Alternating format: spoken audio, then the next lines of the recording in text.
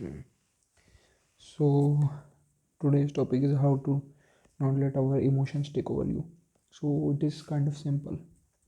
If you think most of our life, I have read in the Robert Greene's book, there was the first law, the law of irrationality. In that law, it states that whatever we humans do, we generally are influenced to do it by our emotions rather than the basic rational decisions. The emotions play a very big role in a man's life. We generally when we जब भी हम लोग बात कर रहे होते हैं तो फिर अक्सर हम बोलते हैं कि ये हमको अच्छा लगता है एंड ये हमको बेकार लगता है, वेदर वो कोई सब्जेक्ट हो या कुछ भी हो। बट ये अक्सर हम कहते हैं, क्यों कहते हैं हम ऐसा? क्योंकि हमें अंदर अंदर हमारे इमोशंस ही इनसाइड थॉट्स को हमारे अंदर बनाते हैं and they play a very big part in our life. And तो आज हम ऑफ कोर्स इन इमोशंस को तो जैसे इनविटेबल नहीं है ये कि हम इनको एकदम काट सकते हैं, बट कुछ तरीके हैं इमोशंस से अपने आप को थोड़ा सा टेक ओवर ना करने देने की। कुछ मेथड्स या फिर टिप्स कह सकते हैं जैसे don't take yourself so seriously. So मैं ये नहीं कह रहा कि अपने आप इम्प्रूवमेंट या अपनी रिस्पेक्ट को सीरियस मत लीजिए, but it should be in a balanced way. अगर कोई जैसे जोक मार रहा है या कुछ, तो फिर अगर आप हर आदमी के जोक को रिप्लाई करने लगोगे तो फिर आपको बहुत समय वेस्ट होगा एंड आपको बहुत लोग चढ़ाएंगे। तो फिर अगर आप हर आदमी को कम बैक देते रहोगे या फिर उसकी बात को सीरियस लोगे तो फिर आपका बहुत समय वेस्ट होने वाला है। ऑफकोर्स मैं ये नहीं कह रहा कि आप बातें सीरियस ही मत लो, and it is not really possible कि आप चीज़ें सुनो और उस पर रिएक्ट ना करो बहुत बड़े टाइम तक, बट कुछ ना कुछ फ्रीक्वेंसी तक आप ये कर सकते हो and it is in your hand. Of course अगर उस सब के भी जैसे हैं कि कौन बोल रहा है, उन शब्दों को बोलने वाला भी मैटर करता है इस सब में, but the main rule is do not take yourself so seriously that you go on a self destruction mode.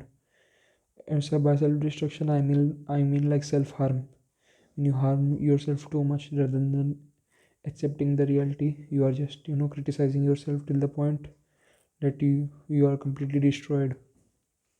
And yes, I will say that you should have some boundaries in your life. You shouldn't be like कि आपसे कोई कुछ भी कह दे and you आप yes yes type गाय, जो हम कहते हैं एक नाइस गाय जो यस यस हर चीज़ को कहता है। तो आपको हर चीज़ के लिए यस यस नहीं कहना चाहिए। You should learn to say no, because sometimes saying no can save you a lot of energy and a lot of time. So it is important to say no. And another point I would like to add is don't pedestalize people। कि आपको कभी भी लोगों को बहुत ज़्यादा important नहीं समझना चाहिए अपनी लाइफ में। Of course mother father are different thing, but as you know someone in like in relationship also, or some of your classmate or something, you आपको उन्हें पेडिस्टलाइज यानी कि बहुत ज़्यादा ऊंची निगाहों से नहीं देखना है कि वो तो कुछ और ही है, आप तो बहुत ही घिसे पिटे हो। तो एक तो पहली बात ये आपके मन के अंदर एक गलत इमेज बनाता है, और दूसरी बात एक बहुत ही फेमस सेइंग है, इफ़ यू विल ट्रीट, या आई थिंक रिलेशनशिप एडवाइस में कहा जाता है, बट ये बहुत ही ट्रू स्टेटमेंट है। If you will treat her like a queen, she will treat you as a servant. So ये बहुत ही ज़्यादा तरीके से सही। अब इसका मतलब ये नहीं कि लड़कियों की रिस्पेक्ट मत करो एंड ऑल, बट पेडिस्टलाइजिंग और रिस्पेक्ट करने में अंतर होता है। अगर आप क्या नाम है एक नॉर्मल ह्यूमन ब्रेन रखते हो तो आप समझ पाओगे कि कब आदमी किसको पेडिस्टलाइज कर रहा है और कब वो उसकी रिस्पेक्ट कर रहा है बस।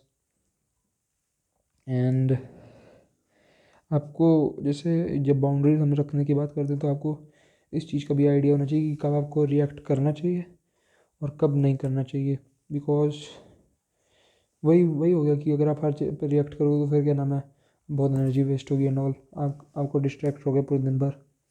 एंड आपकी कोई भी जैसे कन्वर्सेशन हो तो उसके बारे में ओवर थिंक नहीं करना चाहिए कि उस समय ये बोल देना चाहिए था मेरे को एंड ऑल, क्योंकि उस समय ये चीज़ें आपको नहीं याद आएगी। और अगर आप बाद में बैठ के सोचोगे कि क्या बोलना था तो आपका मन बस चीज़ें बनाएगा, फिर आप फिर से भूल जाओगे। तो इस थॉट में उतना दिमाग नहीं लगाना होता। एंड विक्टर फ्रैंक का मेरे पास एक कोट रखा है यहाँ पे, मैंने लिखा था स्क्रिप्ट में अपने, there is a space between reacting and acting. So ये रिएक्टिंग है, ये एक्टिंग है, और इन दोनों के बीच में एक स्पेस होती छोटी सी, कि अगर आपको किसी ने कुछ हर्टफुल कहा और तो फिर आप क्या नाम है उसको कैसे रिएक्ट करोगे। और रिएक्ट मतलब कि आपको कुछ बोला, आपको अजीब लगा, और फिर आप उस रिएक्शन की वजह से आप क्या एक्शन लेते हो, वो देखा जाता है। एंड अगर आप ये जो बीच में जो स्पेस है इन दोनों के, रिएक्टिंग और एक्टिंग के बीच की जो स्पेस है, इसको अगर आप सही से एनालाइज कर पाओ, और अगर आप अगर आप इसको जितना जितना बड़ा गैप कर सको उतना अच्छा है। And how to do it? Well, it will be generally done by meditations and journaling to clear your mind up. And there are also many several ways other than this which will help you. And at last I will be like, yes, journaling I have stated in this only, the Viktor Frank quote. The journaling is highly important because it helps us to think clearly.